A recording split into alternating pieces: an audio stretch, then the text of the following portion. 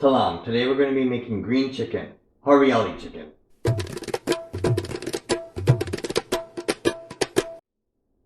Hariyala comes from hara, or green, and the green comes from the same base ingredients used in chutney, cilantro, mint, and peppers. Now what's not green is my family's take on it. For some reason my family likes to eat this with a baguette and french fries. You're gonna need 4 pounds of chicken leg quarters cut into thigh and drumstick pieces, 1 tablespoon garlic paste, 1 tablespoon ginger paste, 1 teaspoon turmeric powder, 2 tablespoons unsalted butter or ghee, and salt. For the chutney base, 1 bunch cilantro roughly chopped, half a bunch of mint roughly chopped, 4 serrano peppers roughly chopped, a quarter cup of yogurt, and about half a cup of water. For the salam, 2 cups of water, 1 teaspoon garam masala, and 1 teaspoon dried fenugreek leaves. And finally, 1 baguette and some french fries on the side.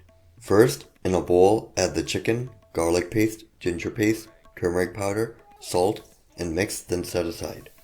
In a blender, add the cilantro, mint, serrano peppers, yogurt, and water, and blend together until it gets saucy. In a pot, add the ghee and melt it on medium-high. Add the chicken and sear on each side for 5 to 10 minutes. Now we'll add the chutney base and cook that for 3 to 5 minutes. Add the water and bring to a boil.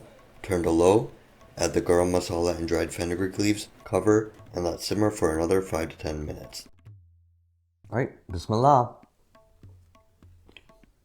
So it's not really chutney chicken as it tastes more herbaceous, but that's still a good thing. What is up for interpretation though is how good it is eating with a baguette